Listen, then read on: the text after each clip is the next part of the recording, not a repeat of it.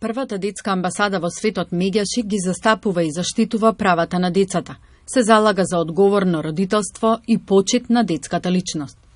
Со сите своји активности придонесува во развивањето и зајакнувањето на граѓанската свест за детските права. Веќе 27 години постои и исклучително посветено и макотрпно работи за заштита на децата и нивните права. За поновите активности, заложби и цели поразговаравме со Катерина Конеска од првата детска амбасада во светот Меѓаши. Деновиве прославувате 27 години од постоењето на првата детска амбасада во светот Меѓаши. Би сакала да кажеме кои се сумираните резултати, дали колку сте задоволни од текот на работата сите овие години. Токму така, на 29 април прославуваме 27 години од постоењето и формирањето на првата детска амбасада во светот Меѓаши, формирана е 1992 година со главна цел заштита на децата и нивните права.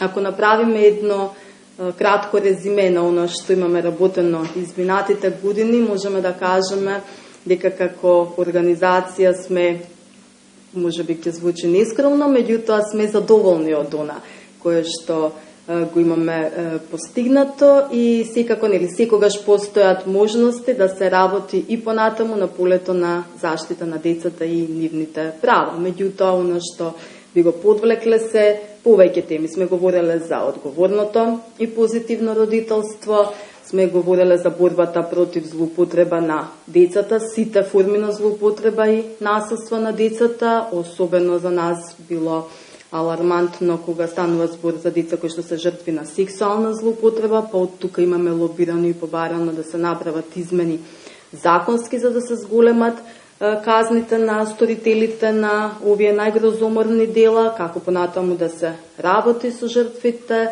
Сме работеле директно со децата за да ги запознаеме повеќе со нивните права и секако и тие да бидат носители на остварувањето и борбата за нивните права, што значи го поттикнуваме и го практикуваме детското учество, па како организација сме били меѓу првите во регионот, каде што деца сами подготвиле алтернативен извештај за состојбата со нивните права во нашата држава и истиот го презентирале пред Комитетот за правата на детето во Женева и низа на други активности. СОС телефонот за деца и млади е исто тука, кој што е формиран една година подоцна од формирањето на детската амбасада Меѓаши, кој што за изминатите години има примерно над 20.000 јавувања и овие податоци за нас даваат доста информации за тоа каква е состојбата со правата на децата и ни даваат информации каде како организација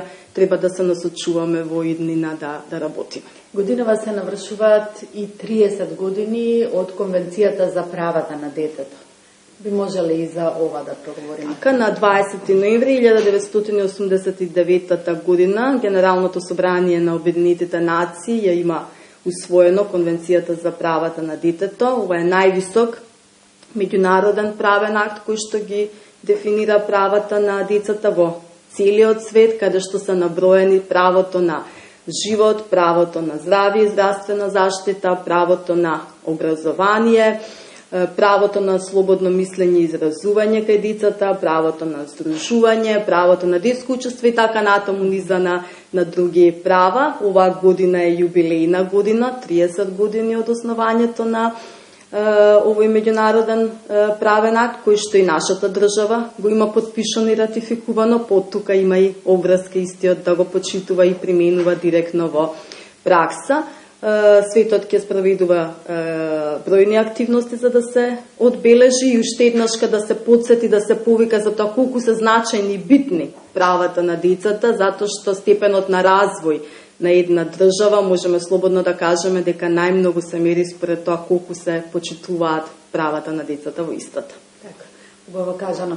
Би сакала да се задржиме на еден проект на кој работите во моментов, програма за користење на резилиентен пристап во работа со деца кои претрпеле траума. Што тоа значи? Какви се вашите активности на ова поле?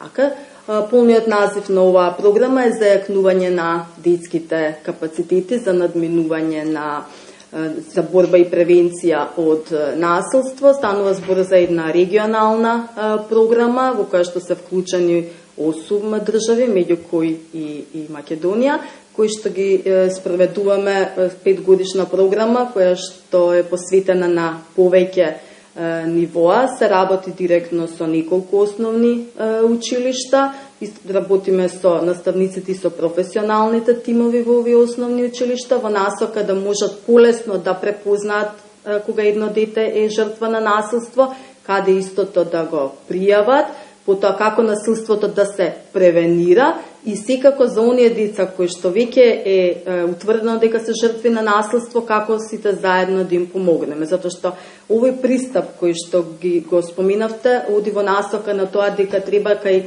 децата да ги препознаеме оние капацитети и квалитети што секој од нас како човек ги има и да работиме на тие капацитети и квалитети и да им помогнеме на тој начин, не само на децата, тоа исто важи нели за возрастните луѓе кои што биле жртви на насилство, како истото да го надминат, односно како да може да се носат со траумата која што настанала како резултат на тоа насилство. Овие флаери што се тука пред мене се флаери кои што ги имаме изработени и постери во рамките на оваа програма со порака без насилство и училиштето треба да му овозможи на детето безбедност и поддршка. Значи акцентот е ставен на училиштата, каде што децата можеби после семејството поминуваат и најголем дел од времето и кога се во училиште треба да се чувствуваат безбедни, а исто така и родителите, старателите, односно членовите на нивните семејства бидат спокојни да знаат дека децата се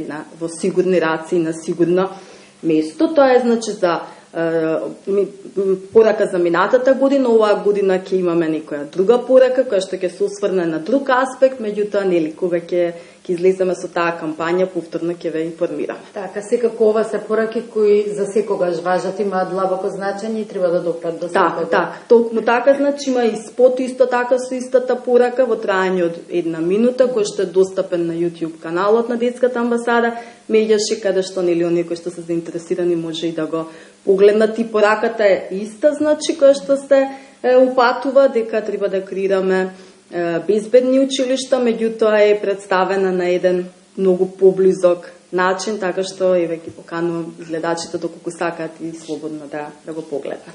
Би завршиле со еден краток заклучок. Рековме на самиот почеток дека сте задоволни од сработеното, од сето она што досега сте успеале да го постигнете, но дали што останува за понатаму? Во која насока ќе бидат вашите заложби, вашите борби кога станува збор за правата на децата?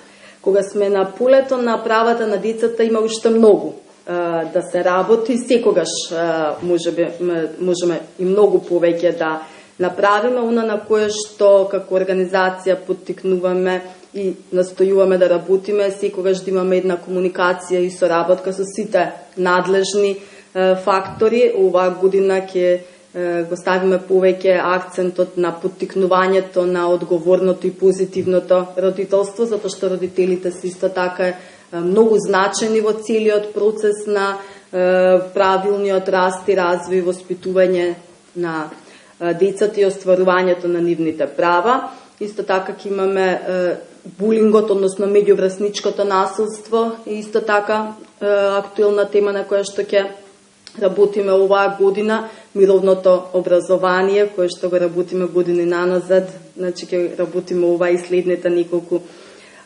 години. Станува збор за една програма, на чија што главна цел е да се воведе мировното образование во редовните едукативни содржини. Потоа продолжуваме со истата оваа програма која што ја споминавме за јакнење на детските капацитети. Исто така и СОС телефонот продолжува да работи како и досега, така што многу теми, а исто така и ги следиме и случувањата и околу нас, па реагираме секогаш кога ќе процениме дека одредено детско право е прекршено, повредено или оспорено, така што програмите ни се утврдени, спланирани, меѓутоа реагираме и на ситуации кои што се случуваат, што ги гледаме во нашето окружување кога станува збор за децата. Благодарам.